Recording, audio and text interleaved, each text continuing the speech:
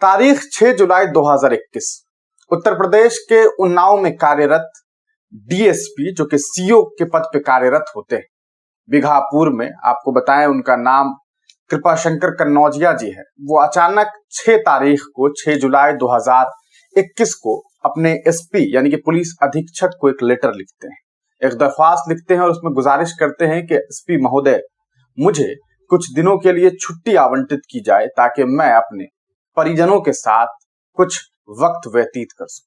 SP साहब जब ये लेटर पढ़ते हैं, लेटर देखते हैं, तो वो छुट्टी ग्रांट करते हैं और कहते हैं कि आपको छुट्टी दी जाती है। फिर क्या था, वहां से सीओ साहब जो कि डीएसपी के पद पर थे, डीएसपी साहब वहां से निकलते हैं और उसके बाद वहां से वो चले जाते हैं। फिर अभी उन्हें गए हुए कुछ दिन गुजरते हैं कि अचानक से एसपी साहब से मिलने के लिए डीएसपी साहब की पत्नी पहुंच जाती है। पत्नी कहती है कि महोदय, मेरे पति जो यहाँ कार्यरत हैं वो पिछले कुछ दिनों से ना ही हमारे कांटेक्ट में हैं, हम उनसे बातचीत करने की कोशिश करते हैं तो वो उनका फोन नहीं उठ पा रहा है, हम उन्हें कॉल करते हैं तो बताया जाता है कि नंबर जो है वो स्विच ऑफ है। क्या आपको इस बारे में जानकारी है? क्योंकि आप उनके सीनियर है, आपने कहीं उनकी ड्यूटी लगाई होगी। ये बात जब एसपी महोदय को पता चलती है तो वो भी चौंक जाते हैं, क्योंकि उन्हें याद आता है कि अरे मैंने ही तो इन्हें छुट्टी दी थी, फिर ऐसा कैसे हो गया कि वो अचानक से गायब हो गए। और छुट्टी भी इसीलिए दी थी ताकि ये अपना वक्त जो है अपने फैमिली के साथ वक्त गुजार सके। ये बात वो कहते हैं और उसके बाद होता ये है कि पुलिस प्रशासन चिंता में आ जाती है, उनकी पत्नी काफी टेंशन में आ जाती है और वो पुलिस प्रशासन से ये गुहार लगाती है, एसपी साहब से गुहार लगाती है कि मेरे शौहर को बचाइए, मेरे पतिदेव को बचाइए, कहीं उनके ऊपर कोई जुर्म तो नहीं हो रहा है, कहीं उन्हें किसी ने किडनैप तो नहीं कर लिया, कहीं उनके साथ कोई अनहोनी तो नहीं घटित हो गई। ये बात वाकई चिंताजनक थी कि उत्तर प्रदेश में पुलिस वाले ही गायब हो गए। एक डीएसपी रैंक का ऑफिसर गायब हो जाए तो सोचिए ये कितनी बड़ी बात होती। विपक्षियों के लिए भी एक मौका मिल जाता है। फिर क्या था, एसपी साहब ने बाजाब्ता इस पूरे मामले के बाद सर्विलांस शुरू किया और कहा कि भैया पता करिए कि आखिरकार डीएसपी साहब कहां गए। इस बारे में जब जानकारी एकत्रित करने की कोशिश की गई और जब उनके मोबाइल नंबर की हिस्ट्री को जानने की कोशिश की गई, क्योंकि उनके पास दोनों ही मोबाइल था, ऑफिस वाला मोबाइल भी और इसके अलावा उनका जो पर्सनल मोबाइल था, यानी कि दोनों ही नंबर उनके पास था और दोनों ही स्विच ऑफ बताया जा रहा था। सर्विलांस पर जब डाला गया तो पता चला कि उनके नंबर का आखिरी लोकेशन उत्तर प्रदेश के कानपुर के माल रोड के एक होटल में बताया जा रहा है। पुलिस प्रशासन की टीम होटल पहुंचती है और वहां पहुंचने के बाद जो खुलासे होते हैं वो काफी चौंकाने वाले। वहां पता चलता है कि जो डीएसपी साहब हैं, जो सीओ थे, सीओ के पद पे कार्यरत थे, वो जनाब किसी महिला सिपाही के साथ अपने कमरे में, होटल के कमरे में रंगरेलियां मना रहे थे।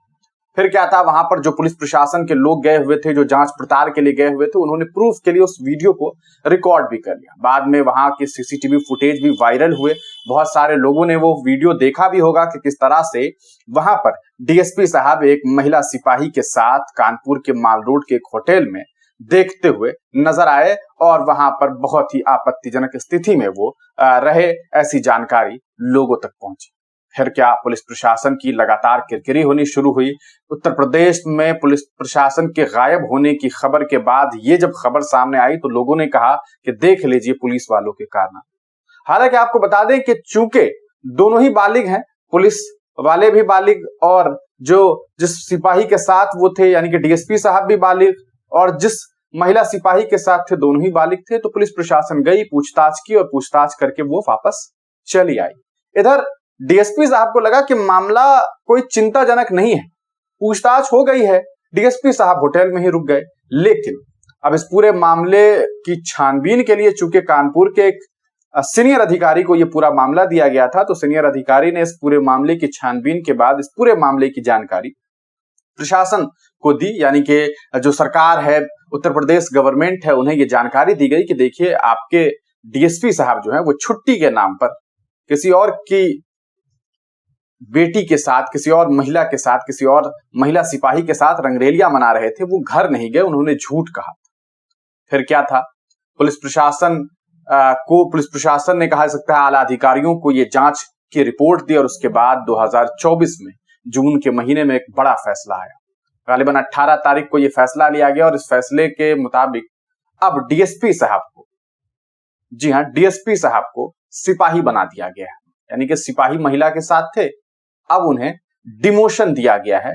यानी कि आपने हमेशा सुना होगा कि किसी इंसान को हमेशा जब वो कोई कार्य करता है तो वो आगे की तरफ बढ़ता है, उसे प्रमोशन मिलता है, लेकिन इन्हें प्रमोशन नहीं मिला, इन्हें डिमोशन मिला। और ऐसा डिमोशन मिला जिसे सुनने के बाद लोग भी चौंक उठे और कहने लगे कि भैया ऐसा डिमोशन किसी को न दे कि कृपाशंकर कन्नौजिया साहब जो कि डीएसपी रैंक के ऑफिसर थे, जिन्हें सिपाही सलाम पेश किया करते थे, अब उन जनाब को किसी दूसरे अधिकारी के सामने सलामी देनी होगी, सलामी पेश करनी।